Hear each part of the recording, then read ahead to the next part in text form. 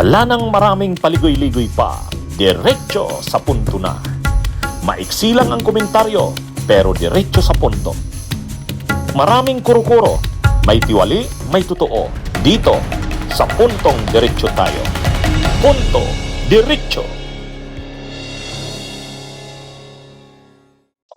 Ngayon,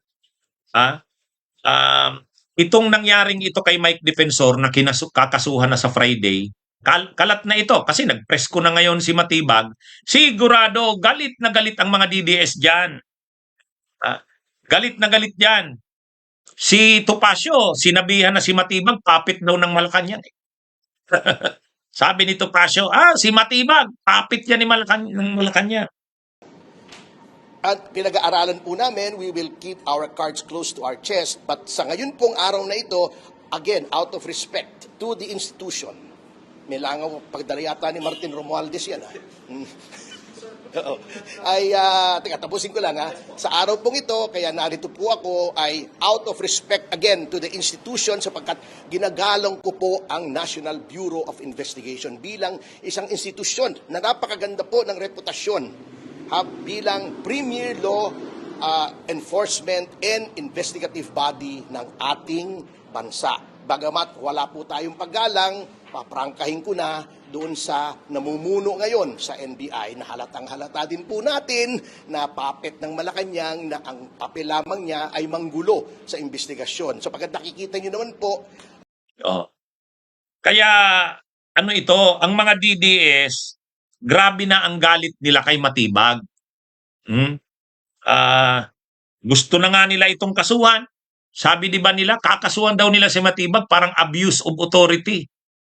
Kaya lang wala naman silang sinasampang kaso Hindi ko maintindihan. Pero kung galit at galit kay Matibag, matindi na ang galit ng mga DDS. Kasi, ano talaga yan? Grabe na ang ikinaso ng NBI. Yung mga kaso ng cyber libel, kaso ng perjury, inciting to sedition, inciting to rebellion, lahat NBI yan Lahat NBI talaga ang nagkaso niyan.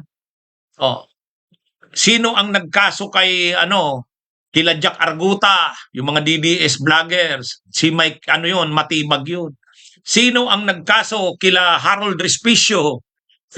Matibag yun. Sino ang nagkaso kila Barsaga? Si Matibag pa rin yun. Kila Chavit Singson. Lahat yan. Pati itong kay Mike Defensor, lahat. Kaya talagang alam ng mga DDS na si Matibag talaga ang matinding kalaban nila. Kaya galit na sila kay Matibag Galit na sila. Sabi ni Topacio, papit yan ng Malacanang. Ay, sabi naman ni Matibag, papit na kung papit, basta kami gagawin namin kung anong dapat gawin. Kaya yung mga kinakaharap ng kaso, kaliwat kanan ng mga DDS, si Matibag ang niyan, nag-imbestiga at nagpa-file ng mga kaso. Pero sabi naman ni Matibag, lahat naman ng dapat kasuhan, kinakasuhan namin. Totoo naman. Nung isang araw, may ni-raid silang ng customs. Korupsyon sa customs. Nag-iimbestiga rin ng NBI tungkol dun sa pagkamatay ni Baterbunya. Yung incident sa Ateneo. Nag-iimbestiga rin ng NBI doon. Kaya hindi mo rin talaga masasabi na yung NBI ay tungkol lang sa mga Duterte, mga tao ni Duterte, ang mga kasong iniimbestigahan. Hindi. Lahat din Lahat din. Matindi rin ito si Matibag. Ang dami talagang ginagawa. Kaya, yan mga kabunyog, mga kababayan. Kaya lang, galit na galit talaga ang mga DDS kasi si Jason Sa, sinong mga nagkaso niyan, NBI yan. Si Eric Selle, sino yan? NBI yan. Si Harold Respicio, NBI din yan. Lahat NBI yan. Pati nga si Cayetano, di ba? Si Mau Aplasca, sila Ruben Padilla, NBI pa rin ang nag-iimbestiga doon. Kaya ito mga kabunyog, medyo mabigat talaga na ang dugo ng mga DDS dito kay Matibag. Kasi talagang kaliwat kanan ang investigasyon. lahat ng mga ginagawa ng mga DDS na sa tingin ng NBI dapat imbestigahan at dapat kasuhan, ginagawa nila. Cyber libel, perjury, inciting to sedition, di ba? Pati yung sa usurpation of authority doon sa Senado, nagwa-warning nun si Matibag. Kaya matindi. Kaya sabi nga ni Mike Defensor, 40 na daw ang kaso nilang kinakaharap. Kaya galit na galit na. Galit na galit na sila kay Direktor Matibag. Kasi si Matibag talaga ang nag-iimbestiga ng mga kaso na yan at nagsasampa. Kaya sakit ng ulo nila si Matibag talaga eh.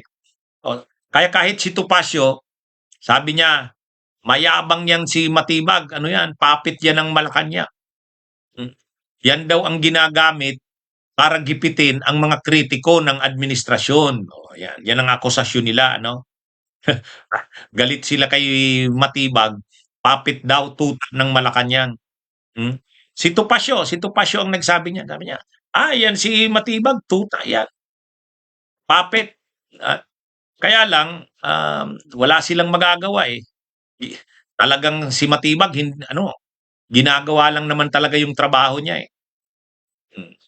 Kaya hindi ngayon makapurma. Hindi makapurma si yung mga DDS kasi bawat galaw nila may kaso. Bawat galaw nila may kaso. Yung mga yung mga Maleta Boys. Lahat halos yun may kaso ng cyber libel saka perjury. Kaya sila ngayon, kaliwat kanan ang mga hearings na dinadaluhan nila.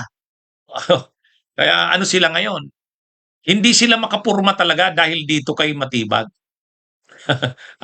Mga kabunyog, mga kababayan. Sa totoo lang, sakit ng ulo ng kampo ng mga DDS itong si Matibag. Okay? Magandang araw mga kabunyog, mga kababayan. Mabuhay po tayo.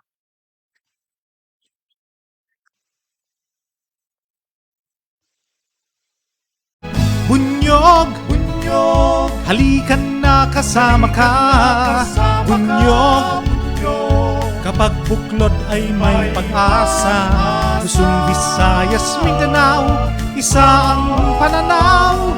Sa bagong Pilipinas ang bunyog isisigaw. Bunyog.